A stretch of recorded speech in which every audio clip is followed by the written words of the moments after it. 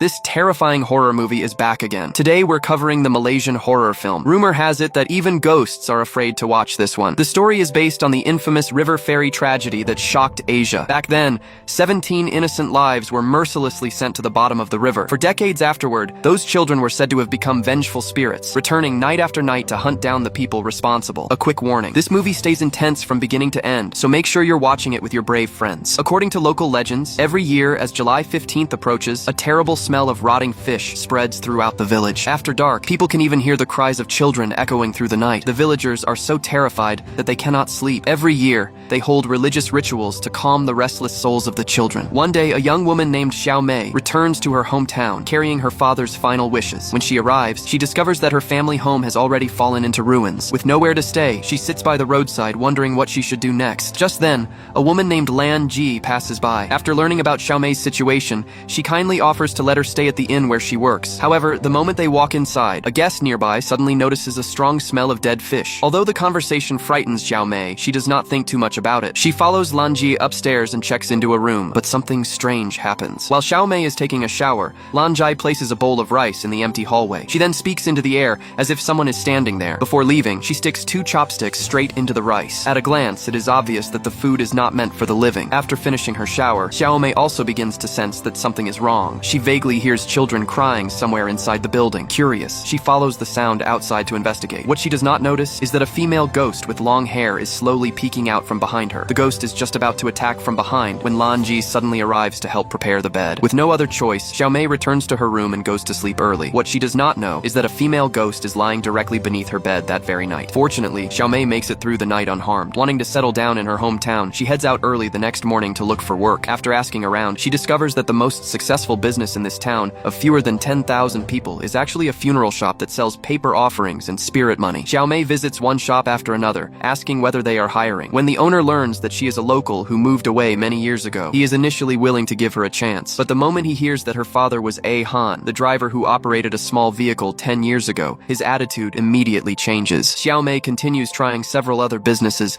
but every door is closed in her face. She finds the villagers' behavior very strange. Could all of this have something to do with her father? As she is about to return to the inn, she suddenly sees an elderly street vendor walking toward her. Oddly enough, the old man is shouting and waving his hands at empty air as if he is trying to chase something away, but there is clearly nobody around him. Xiaomei assumes the old man is simply imagining things because of his age. Thinking he might need help, she quietly follows him home. The vendor enters a rundown old house. Peeking through a window, Xiaomei is about to ask if he needs assistance, but in the blink of an eye, she sees several horrifying ghostly faces staring back at her. Terrified, Xiaomei turns and runs. As soon as she rushes out of the alley, panic takes over. She cannot tell whether the figure behind her is a person or a ghost. She keeps running without looking back. In her panic, she nearly gets hit by a car. Completely shaken and disoriented, Xiaomei runs all the way back to the inn. But before she can calm down, another terrifying incident happens. She lies down on the bed, trying to steady her nerves, when she suddenly senses that something is wrong. Turning her head, she sees a long-haired female ghost suddenly crawl out from under the blanket. The sight scares her so badly that she falls straight to the floor. Fortunately,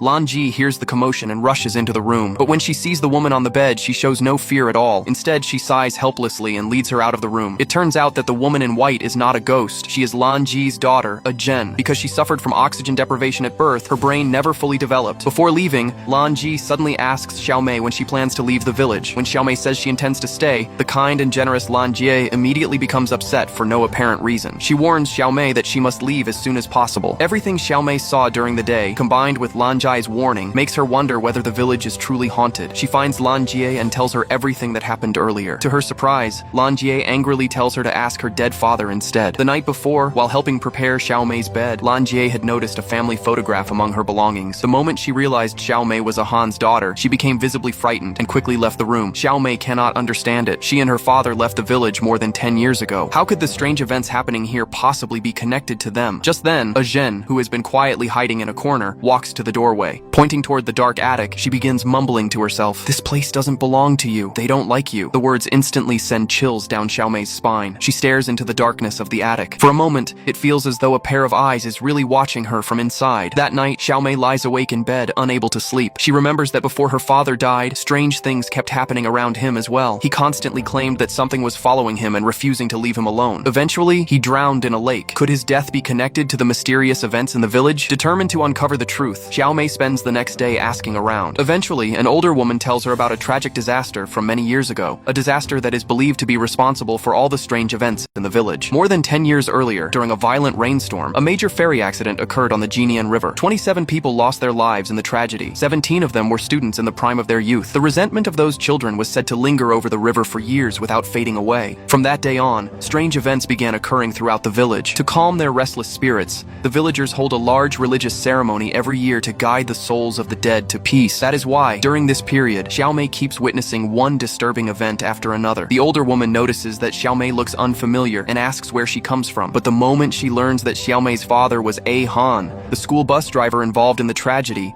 she suddenly breaks down in tears. As soon as the surrounding villagers hear this, they immediately begin blaming Xiaomei. They insist that if her father had not been involved, their children would never have died in the river. Some of them even angrily demand that she leave the village at once. Having no idea what really happened, Xiaomei is terrified by the crowd's reaction. She hurriedly flees the scene. After running back to the inn, she finds Lan Jie and demands to know the truth about the accident. She cannot understand what her father could have done to earn so much hatred, even after his death. Seeing her distress, Lan Jie finally reveals everything. It turns out that Xiaomei's father, a Han, was the driver responsible for the vehicle involved in the accident. When disaster struck, he abandoned the vehicle and escaped alone. The 17 children were left behind, and not a single one survived. Ever since then, the villagers have believed that he was responsible for their deaths. That is why Lan Jie kept urging Xiaomei to leave the village. Those children died with unresolved hatred. Their spirits never found peace, and even now, they continue to linger among the living. The spirits will definitely come after Xiaomei for revenge. But no matter what anyone says, Xiaomei refuses to believe that her father could have made such a terrible mistake. In her heart, he has always been a responsible man. Staring at her father's photograph, she slowly drifts off to sleep at the table. When she finally wakes up, she is shocked to find the tabletop covered in muddy water. Confused, Xiaomei looks around, but the moment she raises her head, she sees something horrifying. Panicked, she rushes out of the inn. As she runs, the sound of children crying echoes in her ears. With no other choice, she covers her ears and sprints through the streets. Only when she reaches a crossroads does the crying suddenly stop. In its place comes a deathly silence. Strange green lights begin appearing all around her. Gathering her courage, Xiaomei slowly looks up. To her horror, she sees soaking wet children staring at her from every direction. Each one glares at her with hatred in their eyes. The sight nearly drives her to a breakdown. Her mind becomes a complete mess. Without even realizing it, she begins walking toward the river where the tragedy happened. Standing by the water, she finally cries out her true feelings. "If my father really caused your deaths, then take my life instead." The moment the words leave her mouth, a young boy suddenly appears on the riverbank. The sight frightens Xiaomei so badly that her legs give out beneath her, and she collapses to the ground. Just then, a deep and distant bell begins ringing across the river. Following the sound, she looks toward the water. There, she sees 4 men wearing straw hats standing on bamboo rafts. Slowly, they guide the 17 dead students across the river. The children's haunting song fills the air. The melody puts Xiaomei into a trance. Almost unconsciously, she starts walking into the water. Fortunately, her childhood friend A Hui and a reporter notice something is wrong and rush forward to stop her in time. But after everything she has experienced, Xiaomei is now convinced that her father was responsible for the children's deaths. She repeatedly says that she is willing to pay for his sins with her own life. Wanting to help her regain hope,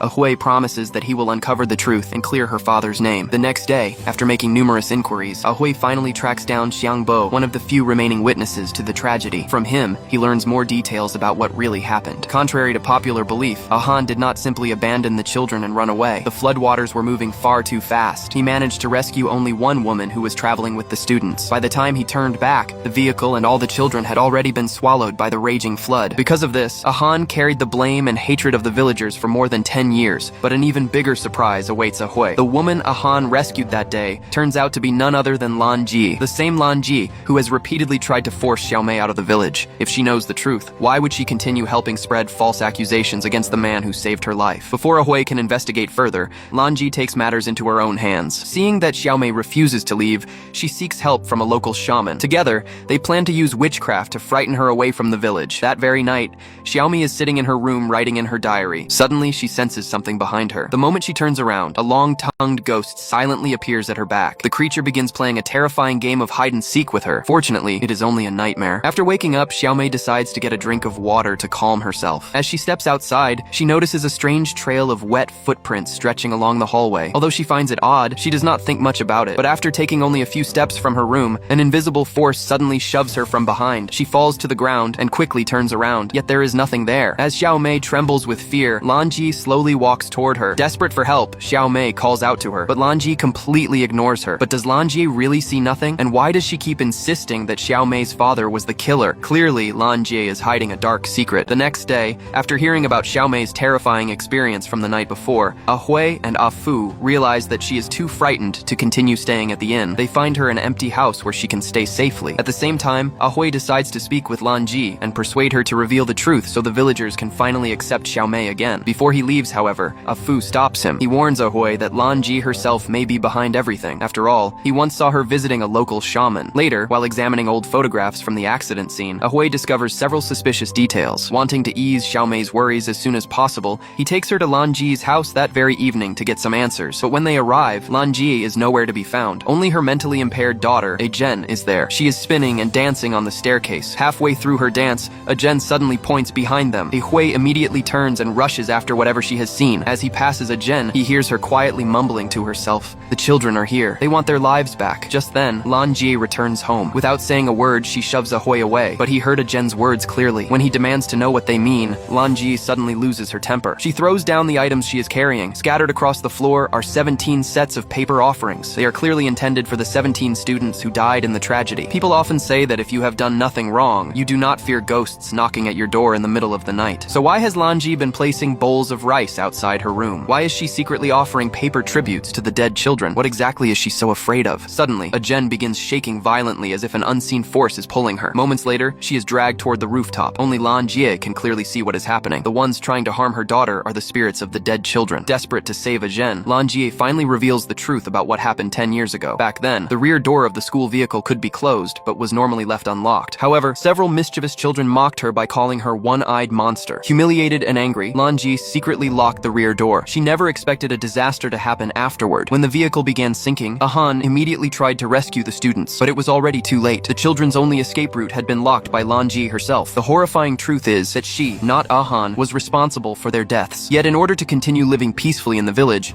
she shifted all the blame onto A Han. For years, the spirits of the dead children haunted her relentlessly. Eventually, the guilt became too much to bear. Wanting to pay for her sins and protect her daughter, Lan Jie jumps from the rooftop. She falls to her death right in front of Xiaomei. After everything she has endured, Xiaomei can no longer handle the emotional burden. Even though the truth has finally come out, she remains convinced that someone must pay with a life for the lives that were lost. Over the next 17 years, she continues carrying that guilt. Together with A Fu, she ends up having 17 children, one child for each of the students who died in the tragedy. Then, one night, Xiaomei takes all 17 children onto a bridge. She plans to jump into the river with them and end all of their lives. Fortunately, A Hui and A Fu arrive just in time and stop the tragedy from happening. They tell Xiaomei that even if the door had never been locked, there is no guarantee her father could have saved the children. What happened was a terrible accident. Neither she nor her father was to blame. At last, Xiaomei is able to let go of the guilt that has haunted her for so many years, and with that, the burden she carried in her heart is finally lifted.